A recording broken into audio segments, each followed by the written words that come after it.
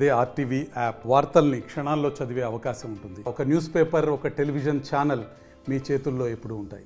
కొత్త ration card apply చేసుకోవడానికి రాష్ట్ర ప్రభుత్వం అనుమతించడంతో పెద్ద ఎత్తున కూడా రేషన్ కార్డు అప్లై చేసుకోవడానికి కూడా మనంతా కూడా మీ సేవా కేంద్రాలకు కూడా క్యూ కట్టినటువంటి పరిస్థితి కనపడుతుంది. చాలా సంవత్సరాల నుంచి గత బీఆర్ఎస్ ప్రభుత్వం ఉన్నప్పటి నుంచి చాలా సంవత్సరాల నుంచి కొత్త రేషన్ కార్డులు రాకపోవడంతో కూడా చాలామంది ఇబ్బంది పడిన పరిస్థితి కనపడుతుంది. ఏదో అప్లికేషన్ చేయించుకోవాలనుకున్నా కూడా రేషన్ కార్డు ఉంటుంది కాబట్టి ప్రతి ఒక్కరు కూడా ఇబ్బంది పడిన పరిస్థితి ఉంది. ఉన్న ప్రజాపాలన దాంట్లో భాగంగా కూడా రేషన్ కార్డు అప్లికేషన్స్ తీసుకున్నారు. తర్వాత ఆ కులగణనకు సంబంధించిన దాంట్లో కూడా రేషన్ కార్డు అప్లికేషన్ తీసుకున్నారు. తాజాగా మీ సేవా కేంద్రాలలో కూడా అప్లికేషన్స్ కూడా ఓపెన్ అయిన క్రమంలో కూడా పెద్ద ఎత్తున కూడా వచ్చి వాళ్ళు రేషన్ కార్డు అప్లై చేయించుకుంటున్నటువంటి పరిస్థితి కూడా కనపడుతుంది. మనం చూస్తున్నాం, విజువల్లో చూస్తున్నాం.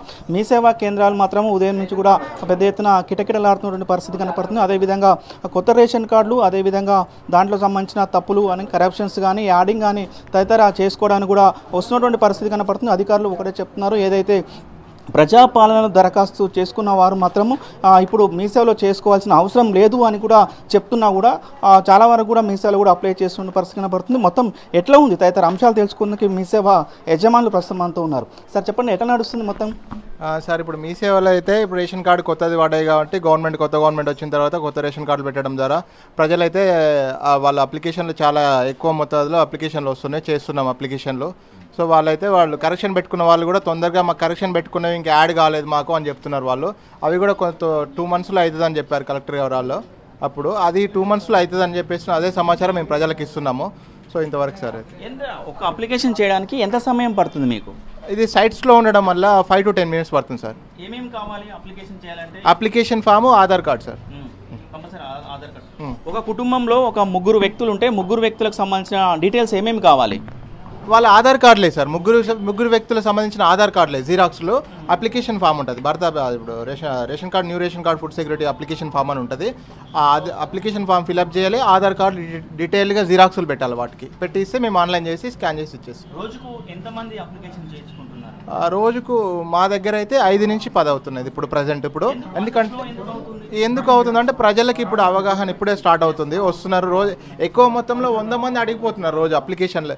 అంటే ఏమేమి కావాలి, ఏమేమి పెట్టుకోవాలి, దానికి మేము అప్లై చేసుకోవడానికి అర్హులమా కాదా అని అడుగుతున్నారు. కానీ అప్లికేషన్లు అనేది కొంచెం స్లో అవుతుంది. మననే కదా స్టార్ట్ అయింది, స్లో అవుతుంది. కానీ ముందు అయితే చాలా పెరిగిపోతాయి అప్లికేషన్. మీకు వచ్చిన గైడ్లైన్స్ ప్రకారం మీకు ఏమైనా గైడ్లైన్స్ వచ్చాయా? అంటే ఒక రేషన్ కార్డు అప్లై చేయించుకోవడానికి అర్హులను ఎట్లా చూస్తున్నారు?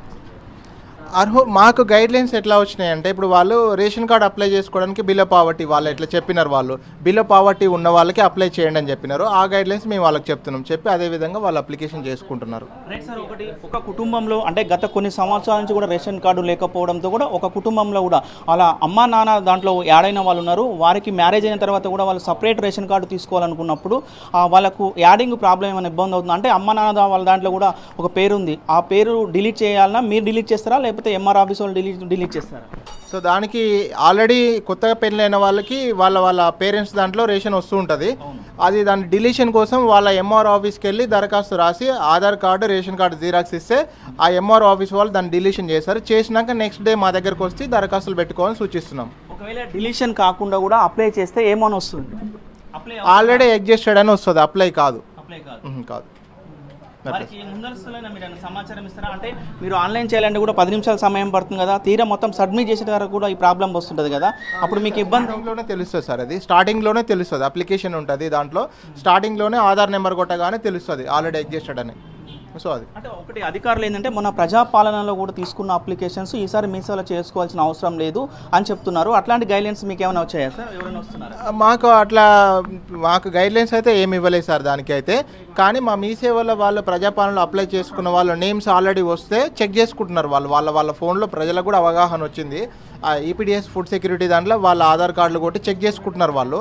చెక్ చేసుకున్నప్పుడు వాళ్ళ పేర్లు దాంట్లో వస్తేనేమో అప్లై చేసుకోవట్లేరు, రాకపోతే అప్లై చేసుకుంటున్నారు.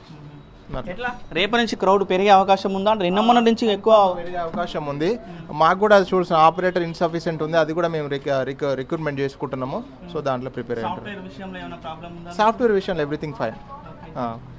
మొత్తం కూడా సాఫ్ట్వేర్ విషయంలో కూడా ఎక్కడ ప్రాబ్లం లేదని కూడా చెప్తున్నారు. మొత్తం చూస్తున్నాం మీరందరూ కూడా చాలా వరకు కూడా అప్లికేషన్స్ రేషన్ కార్డు ముఖ్యంగా కూడా రేషన్ కార్డు అప్లై చేసుకోవడానికి కూడా వీరందరూ కూడా వచ్చినటువంటి పరిస్థితి కూడా కనపడుతుంది. ప్రభుత్వం నిరంతర ప్రక్రియ అంటే రేషన్ కార్డులకు దానికి సంబంధించి లేదు, ఎప్పుడైనా నిరంతరంగా ప్రక్రియ చేస్తామని కూడా చెప్తున్నారు. దాంట్లో భాగంగా కూడా ఉదయం నుంచి ప్రతిరోజు కూడా 10-15 అప్లికేషన్స్ ఒక మీ సేవలో 10-15 అప్లికేషన్స్ అవుతాయని చెప్తున్నారు. సర్వర్ స్లో ఉండడం వల్ల కూడా కొద్దిగా డిలే అవుతుందని కూడా చెప్తున్నారు. ఏది ఏమైనా కూడా నిరంతర ప్రక్రియ కాబట్టి ప్రతిరోజు వచ్చి కూడా మీ సేవకు అప్లికేషన్ పెట్టుకోవచ్చు అని కూడా చెప్తున్న పరిస్థితి. నిర్వాహకులు ఒకటే చెప్తున్నారు, మొత్తం కూడా ప్రతి ఒక్కరికి కూడా అవగాహన కల్పిస్తున్నాము, రేషన్ కార్డుకు అవగాహన కల్పించి కూడా రేషన్ కార్డు అప్లై చేస్తున్నామని కూడా మీరు చెప్తున్న పరిస్థితి కనపడుతుంది.